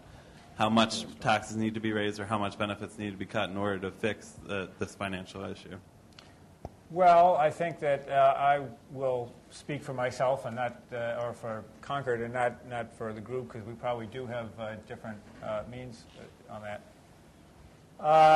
We did if you look at the short term, we did a balanced budget plan several years ago, and looking at historical trends, tried to balance the budget at around 19.5 or 20% of GDP. So that would require a tax increase and spending to come down from where it has been. Now, when you talk about long-term, as we said, those historic trends aren't necessarily a good guide to what's happening in the future. I don't have a magic number. In fact, you're not. The last person that asked me that question was Senator Judd Gregg, who's the ranking member of the Budget Committee when I was testifying, and he had a group of 4 of us there, and not one of us gave him an answer. So I'm probably not going to answer you with a specific number either, because I don't think there is a magic number. I mean, I don't think you can say the whole thing works at 23% of GDP. Let taxes go up to that level and try to keep spending down to that level. I think that we should weigh heavily on the side of trying to do as much of this on the spending side as possible, because it just becomes much too easy to say, let's just let taxes rise, and then you get into this spiral where you can't cut benefits and you're raising taxes, and I think that would be bad for the economy over the long term. And really, it is the spending line that's driving the problem here. It's primarily health care for all of us, showed the chart, and with Social Security, which is a major part of it. And so if you are going to apply a remedy, you would want to apply it first to the problem that's driving it. But I think it's unrealistic to think you can do that all on the spending side. And so some higher level of revenues than we have had historically in the past, in my view, is going to be necessary. And where that comes out, I mean, at the end of the Clinton administration, revenues were up to about 21% of GDP, and spending was around 18.5% of GDP, and that's what gave us the surplus. I think it's going to be over 20% of GDP for both revenues and spending, but I would hope that it would not be much above that. I'll give you something on it. 3 dimensions: entitlement reform, Social Security, Medicare, Medicaid; other spending restructuring constraint; and tax reform in a way that will generate more revenues. In my opinion, you have to get the most money from number 1, entitlement reform. All right? You can get some money from reprioritizing, re-engineering spending, because we waste a lot of money, including in the Defense Department, including Homeland Security and other areas. We waste a lot of money. We're going to have to reform the tax code in ways that will generate more revenues. You're not going to do it at 18.3% of GDP. There's no way. All right? As Allison talked about, under current law, depending upon whether you do or don't extend the Bush tax cuts, we're headed to 24 to 25% of GDP under current law. Now, we'll do something to adjust that. We always have, okay? I think I think you can do it at less than 24 or 25% of GDP. But what I will tell you is this, and I think we should do it at less than 24 to 25% of GDP, because state and local governments have fiscal problems. We're working on it right now. You've got to keep in mind, you've got to add another 10% on top of this for state and local, and they have serious problems on their own. You know, unfunded pension, well, underfunded pension, unfunded retiree health, deferred infrastructure, a variety of other things you've got to add on top of that. You know, but I will tell you this, the longer you wait, the higher it's going to be. The longer you wait, the higher it's going to be, because the more people you're going to have enfranchised in the status quo, and the less ability and willingness that elected officials are going to have to make tough changes. Let me just jump in with something. I'm not going to give you a hard number either, but point out a few things. One is we keep using the terminology, how much are we going to cut benefits? Keep in mind, I've said it before, I'm saying we're not talking about actually cutting the absolute value of Medicare benefits or the absolute level of Social Security benefits. We're talking about to what extent we will restrain their growth, which is going to grow at least in line with incomes in the economy, and in the case of health care, a lot more. So it's easier to restrain that if you understand, I mean, it's easier to do some reductions in that without actually cutting things, and particularly when you're phasing it in for people who are under 55.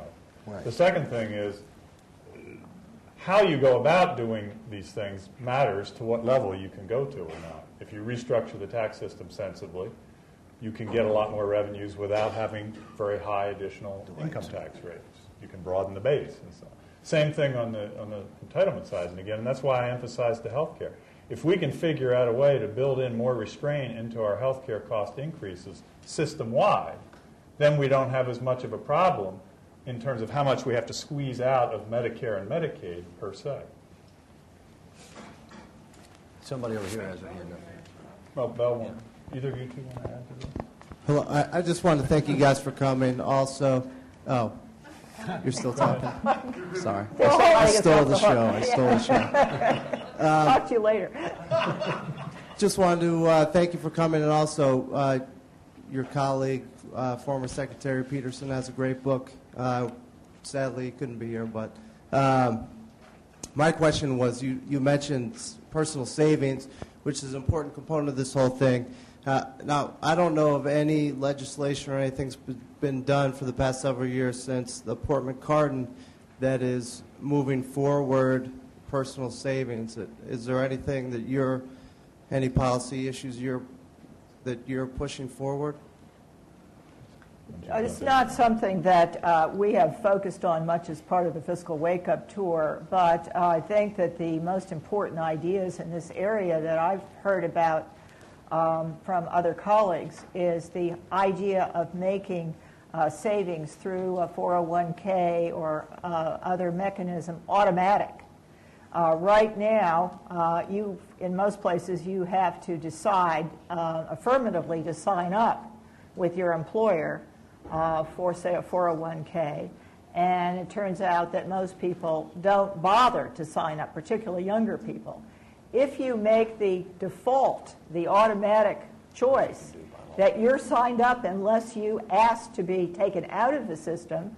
The numbers who are enrolled in these kinds of plans goes from like 25% to like 75%. I forget the exact numbers, but it's a huge increase.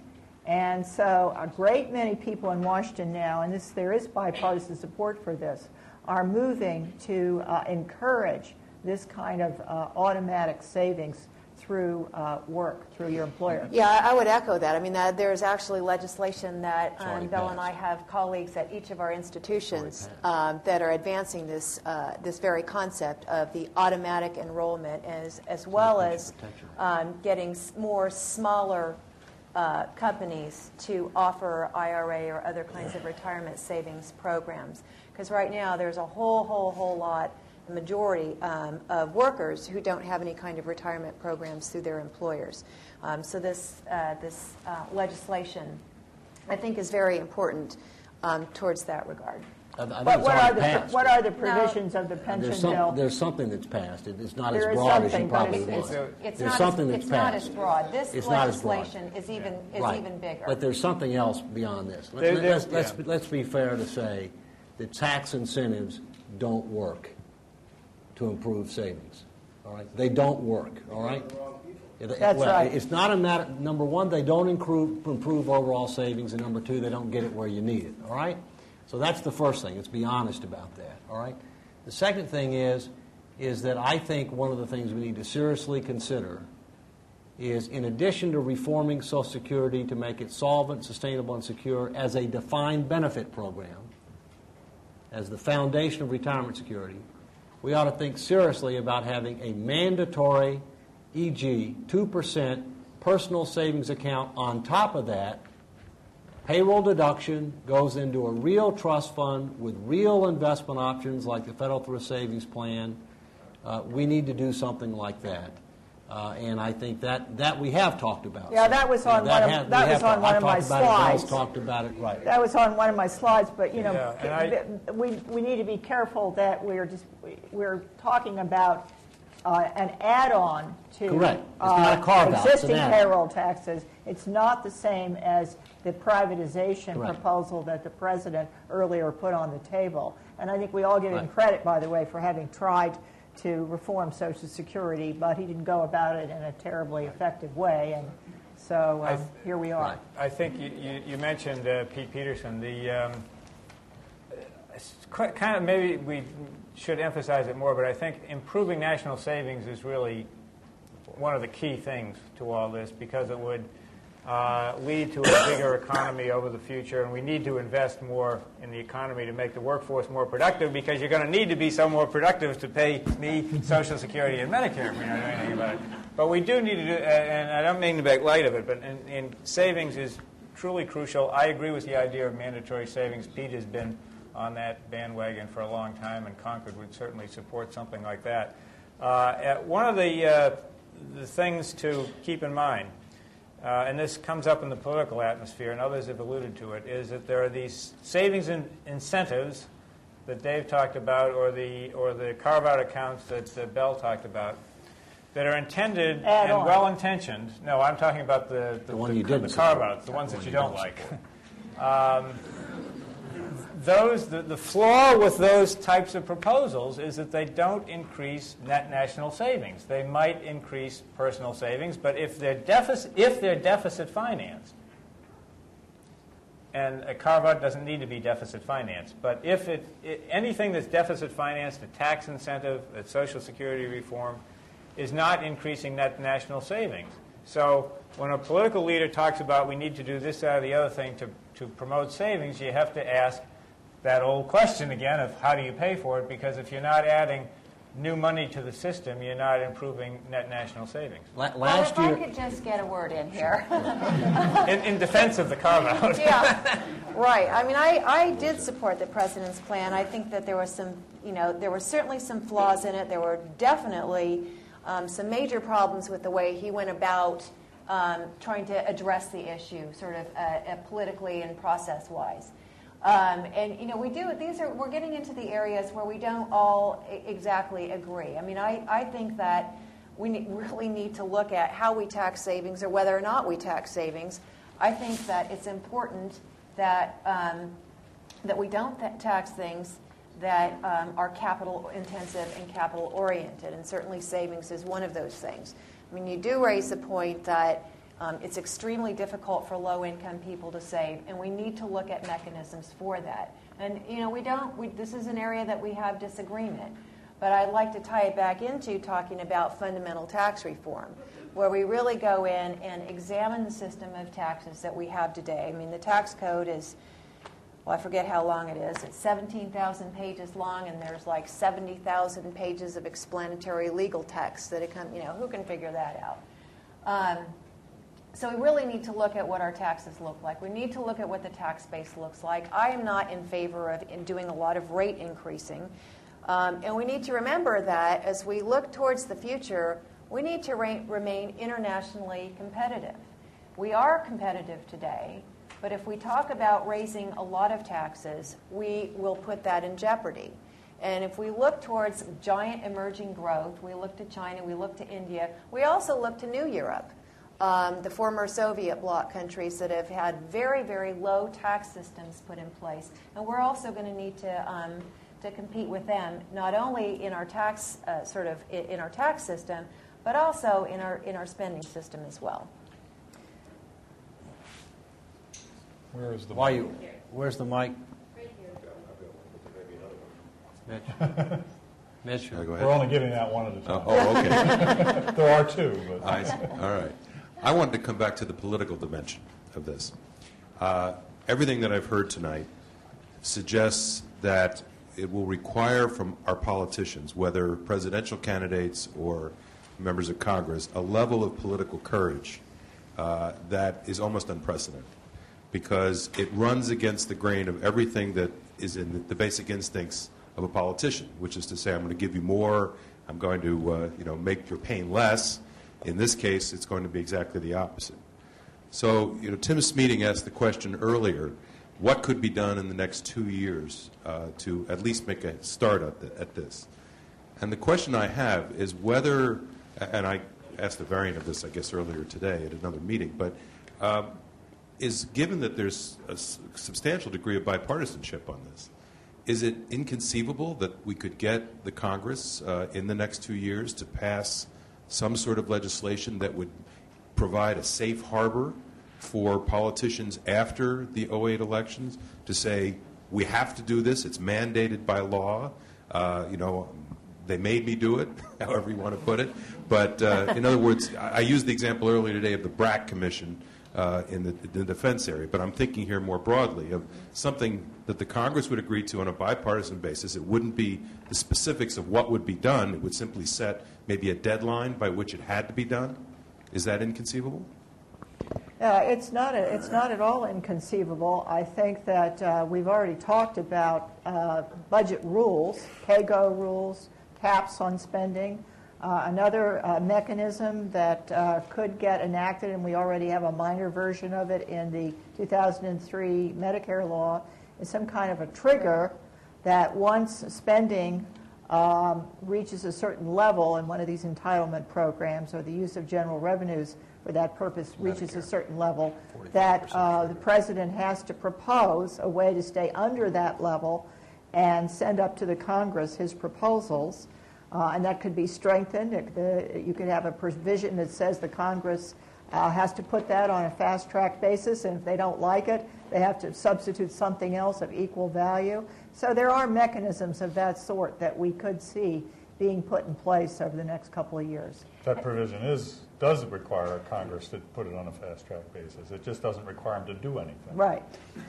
Right. And there are legislative proposals, half of the way too. there. I mean, that trigger, I think, was 2 years in a row that revenue, or that these 45%. Right. We should probably explain this because this is a much more less known. Yeah, that's it. The other thing is we had talked about, and I think is apropos of your question, is the idea of a commission type of thing. Whether it would be a commission of outside experts has been done in the past, or a commission of members of Congress, or a special committee of the Congress. There are several ideas around to create such a commission. One by the senators who chair the Budget Committee and the leading Democrat and Republican, Ken Conrad and Judd Gregg, think that there should be, rather than an outside group, a sort of an internal commission of members of Congress who are going to have to make the final decisions anyway. They are proposing legislation to create this commission to focus on the long-term thing. And whatever they came up with would be guaranteed some sort of fast-track consideration by Congress. Senator Voinovich from Ohio and Republican Congressman Frank Wolf of Virginia have a similar proposal that they have been shopping around on the Hill, and that would also have the fast-track procedures, and they would actually mandate that the commission come out and do public forums, because one of the attractive parts of that commission, I think, is that they would, in effect, make the public a member of the commission. And then Senator Pete Domenici and Senator Dianne Feinstein of California have another idea for a commission. And the new take on that one is that the commission wouldn't just make its recommendations and go out of business. It would stick around and kind of like the 9/11 Commission, sort of set themselves up. But this one would make it, continue statutorily, which I think is a good idea, because there's not going to be one big fix to all this. You're going to have to come back and adjust things as things go on. So if you look at all those proposals up there may be a way of doing this through some type of commission. I'm a little bit of a cynic on commissions because we have lots of them. You have to make sure that there's political buy-in before you do it. But it's maybe a mechanism that can, like the pay-go rule, get people to do things that they might not otherwise do by insisting, I had to do it. I would just point out also that historically we have managed to come up with these big bipartisan compromises. We did it in '83 on Social Security. We did it in '86 on a major tax reform package. We did it in 1990 on the budget. That was the agreement where George Bush I reneged on his promise not to raise taxes, but it was an excellent agreement. In '93, we had another major deficit reduction bill, but it was not bipartisan. It was all Democratic. And then in '97, we had another significant bipartisan package to reduce the deficit. The important point about those bipartisan packages is that they were bipartisan. People held hands and jumped together. So nobody could point to the other party and say they did it. They did it together. We're going to have time for about 2 more questions, I think. So, Doug, you get. I just wanted to make a sort of a small point about language. I mean, in the dialogue that you're leading here, but more broadly in all political dialogues, the way you frame things is important. And the thing that made me think of this was a few minutes ago there was a little burst of enthusiasm about increasing savings. And in a country that has a negative savings rate, it's kind of hard. It's sort of easy to get people to say, oh, yeah, we should save more. But the flip side of that is, on the margin at least, in the short run for sure, save more means consume less. And if you say, well, you got to have fewer iPods, less gasoline, eat less, fewer mansions, or whatever it is, people say, well, wait a minute, I like all that stuff. So how do you guard against the backlash that inevitably comes when people realize the other way of wording the stuff that sounds nice doesn't quite sound so nice? Well, I think the fact is a lot of people waste money. All right? I mean, countries waste money, states waste money, companies waste money, universities waste money, individuals waste money. Seriously. And remember the old story that, as our mothers told us when we were growing up, don't let the money burn a hole in your pocket. Once it is in your hand, it is gone. It is only a matter of when it's gone and for what it's gone. And so one of the things that we've learned is that if you want to actually have real savings, especially for people who otherwise wouldn't have the inclination to save, all right, you need to have mechanisms where you don't touch the money. And I would respectfully suggest that, we're going to increase the minimum wage. There's no question we're going to increase the minimum wage. The question is how much and over what period of time? Well, the people who presumably have the least ability to save are those people. And the minimum wage is going to go up a lot more than we're talking about mandatory savings. And I would also respectfully suggest that for people that are not affected by the minimum wage, they can afford to save 2%. It's an argument for a mandatory savings program, though. Yeah. Which is not a tax increase because it's your money. It does reduce your disposable income, and it does reduce consumption today, but to give you a better tomorrow.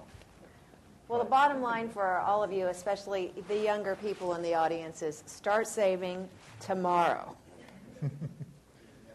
Mike's up there. Yeah. And I think this will be our final question. So make it a very good one, please. No pressure. Don't ask us to sum up. No worries there. We've heard a lot about leadership. We've heard about Congress people being reasonable in private but not so in public. We've heard about, the dean asked if there was a way to sort of punt the ball now but take away the fair catch option and make the next Congress run with the ball. I'm wondering so the subtext here is all about leadership. And I guess my question isn't the fundamental problem, or to what extent is the fundamental problem related to the ways that our leaders pick their voters? Voters pick their leaders? No, the way the leaders pick the voters. As in, isn't this about the way we've gerrymandered? Isn't this about the way that we have set up an electoral system where you only need a median voter? You only need that 50 plus 1. I mean, isn't this really going to require, on some level, some fundamental ways in which we shape our democracy to change? Well, I think there is a problem with redistricting, which deals with the House of Representatives, because of the way that we gerrymander, and 48 of 50 states have their state legislatures decide how to draw the lines every 10 years. And state legislatures are populated by human beings, and human beings tend to want to do things that are good for their party and for their incumbency, all right? And so what they do is they draw the lines using these very sophisticated computer models to maximize the advantage to their party, whichever party controls the state legislature, and to incumbents, all right? The result of that is that a significant majority of House seats are safe seats, all right? The result of that is that the Republicans are more conservative than the population as a whole, on average, and the Democrats are more liberal than the population as a whole, on average, because activists in the primaries decide who the nominees are, and if the Republicans are going to get passed, they get passed on the right, and if the Democrats are going to get passed, they get passed on the left, which means not only do you have a partisan divide, you have an ideological divide, and you don't really have a sensible center. And politics is the art of compromise. And the country is in the sensible center. Center left, center right, it's in the sensible center. But our elected officials, at least in the House, in large part, are not. And I think one of the things that's going to happen is to relook at how we do redistricting and to create more competitive races so you really do have a republic that is representative of the public. Well, I agree with that, and I was in a state capitol when working with the governor's office when they were doing redistricting, and it was a very interesting experience to have sat through that. But I do have faith. I mean, there was wide perception before the elections in November that there were a lot of safe seats and a lot of safe members of Congress.